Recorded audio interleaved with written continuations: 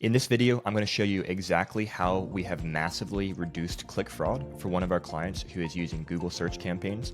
And we've done this by making changes directly within Google Ads. This is separate from any kind of third-party fraud systems that you have to pay for or monitor. Hey, this is John Horn from Stub Group. We are a top premier Google partner digital advertising agency, and we help businesses dominate Google Ads and make money online. So first of all, what is click fraud? So click fraud is when you, an advertiser, are charged by a platform like Google for a click that was not from a legitimate person who is legitimately interacting with your ad. So generally think bots, think competitors who are trying to drive up your ad costs. And also there's this thing called kind of invalid clicks. Google calls it invalid clicks. They don't necessarily call it click fraud when they report on it in the account, although they include fraud in invalid clicks. But there's also some situations where if Google identifies, hey, someone accidentally clicked this, or hey, a person clicked 3 times on a search ad trying to get to your website because it was loading slowly, things like that. There are some things that are not truly fraudulent and malicious, but that you also kind of fall in that invalid click camp. And so this is actually a really big deal in the digital advertising space. There was a study recently released by Juniper Research, I believe it was, and they're estimating that in 2023, there will be about $84 billion of cost for advertisers spent on click fraud, spent on clicks that are not designed to drive any value to those advertisers. So it's a really big deal. And when it happens to you in your search campaigns, in particular on Google, it can be incredibly frustrating because how can you run profitable campaigns that meet the target return on ad spend or target cost per lead that you need to achieve if half of what you're spending or more of that sometimes is being spent on fake clicks that never have an opportunity to convert. And we had that exact challenge with a client here recently where they're advertising in a very competitive space, and we know for a fact that their competitors are regularly using VPNs to search for our clients' ads and click on them and cycle through VPNs, keep clicking on them, trying to drive the costs up.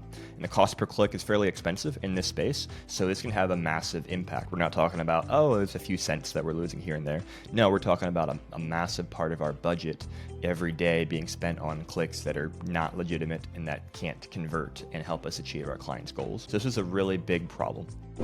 Now, what are the normal ways to try to fight click fraud? Who is fighting click fraud? Well, first of all, it's something the platforms themselves are trying to catch and are supposed to catch. So let's take Google as the example in this case. Google has tremendous systems and processes in place looking for patterns of fraud, looking for IP addresses that they know are spammy or fake or tied to IP bot farms, things like that. And so they're trying to catch all of that. And when they do catch a click that they view as invalid, they will report that to you in your Google Ads account. A lot of people don't know that, but there are some columns you can add into your campaigns called invalid clicks and invalid click rate. And this will show you how many clicks Google caught and did not charge you for and did not include in your regular clicks column. So when you see clicks in the invalid clicks column, those are not also included in the clicks column in Google Ads. That's Google simply saying, hey, we caught all these and we didn't charge you for them. So that's great, and if Google could catch all of them, that would be awesome. That would solve our problems, but they don't. So a lot of people turn to third-party click fraud monitoring solutions. Full transparency, I have not seen great results from any third-party click fraud monitoring platforms. Now, I haven't used every single one, so maybe there is one out there that works well. If you're using one and you think it's working really well and you have the data to prove that, please comment about it. I'd love to hear about it because I'm always looking for new things. But the ones that I've used so far, there's 2 limitations to them. One is a limitation on their side and one is a limitation on Google's side. So generally the way that these fraud systems work is the fraud monitoring systems, I should say, is they will look at the traffic that you're getting to your ads, so the people who are clicking through your ads. They'll look at the IP addresses and they'll look for patterns like, oh, hey, you're getting a bunch of clicks from this same IP address. That's probably a problem. Maybe the same person clicking your ads multiple times. Or they might see, oh, you got IP addresses that kind of match up with our list of known bad actor IP addresses. And so they will then exclude those IP addresses from seeing your ads. But the problem is that this is a very reactive solution, because bad actors are smart right now. They don't just keep using the same IP address to keep clicking the same ad time and time again. They use VPNs to cycle through IP address. And so when you're using one of these third-party fraud monitoring tools, they may see, oh, this was a problem, and block that IP, but the bad actor has already moved on to the next IP. And so you're always behind them and never actually proactively preventing wasted spend. So that's a limitation. And then the other reality too is that Google Ads only lets you exclude 500 IP addresses per campaign. And if you're experiencing a lot of fraud, you can get to 500 IP addresses in the blink of an eye. And then yes, the systems often try and kind of cycle through, like remove old ones, add new ones, but I haven't seen it be effective. And we tested that for this particular client situation, and it wasn't effective. It wasn't doing anything to stop the problems. The other thing that you can do when you're experiencing Google click fraud is you can initiate an investigation with Google. And that's what we did as well. We said, hey, Google, here's all the data that shows that there's fraud going on. So we had a bunch of data points. We had, first of all, ridiculous click-through rates in the account. Google was consistently reporting click-through rates that were above 100%. Like, hey, you had 5 impressions and 6 clicks, or almost close to 100%. We had 10 impressions for this search term, 8 clicks for this search term, 80% click-through rate. And yes, we write good ads, but nobody writes ads that are good enough on the search network to get an 80% click-through rate or 100% click-through rate consistently. That's just not a thing, and not across many search terms, most of the search terms in the account. So that right there told us clearly, okay, a lot of these clicks cannot be real. They have to be fake. We also use Microsoft Clarity on the website to actually watch sessions when people click through the ads and get to the website, and we could see lots of weird stuff where the visitor, quote unquote visitor, was spending a long time on the landing page but not doing anything, and just clearly things that were probably bot traffic or just competitors clicking through.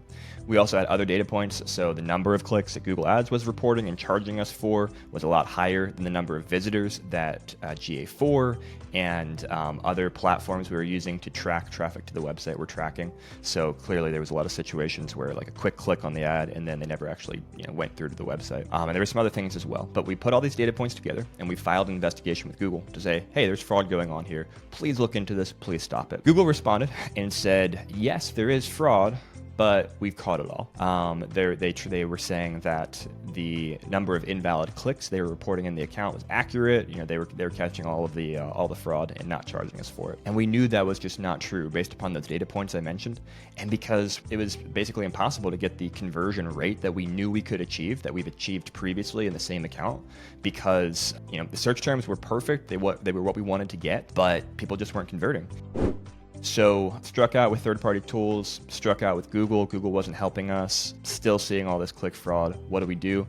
We tested something. We added audiences to the search campaign, up almost about 600, like 540 audiences, and we set them to targeting. So in other words, we took just like a bunch of affinity audiences, in-market audiences, just across the spectrum, not necessarily just oriented towards the vertical that our client is operating in, but just across the spectrum where Google is saying, oh, we know these people are interested in this type of thing, or they're in the market for this type of thing. And we told Google, we only want to serve ads when someone who's in one of these audiences is also searching for the ad. So there's this option in audiences. You can have targeting or observation. Most people have observation, but when you have targeting, that's where it kind of creates this and logic, where someone has to both be in the targeted list and also search for the keyword that you're targeting.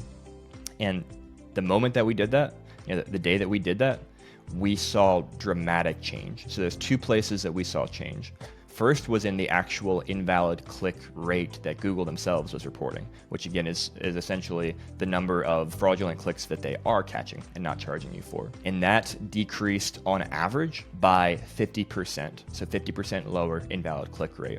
And some days was even crazier than that. Like we had some days before making this change where the invalid click rate was 80%, and now we have some days where it's 20%, a 4x decrease.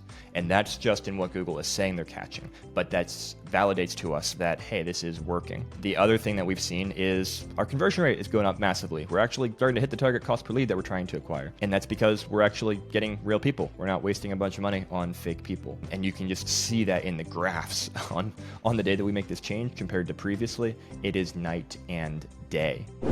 Here's the hypothesis behind why this works.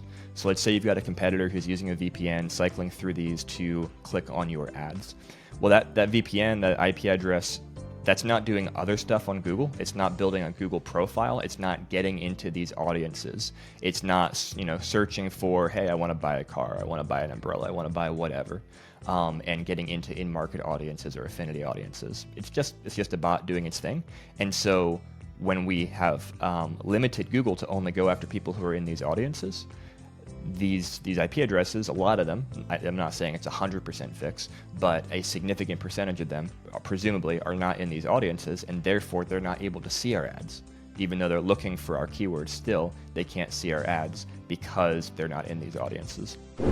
So I hope this is a helpful tip to you. It's been a game changer for us, in particular for this one client. Just to give you some numbers before I head out here. The average invalid click rate that we see across all of our clients is about 9.7 to 10%.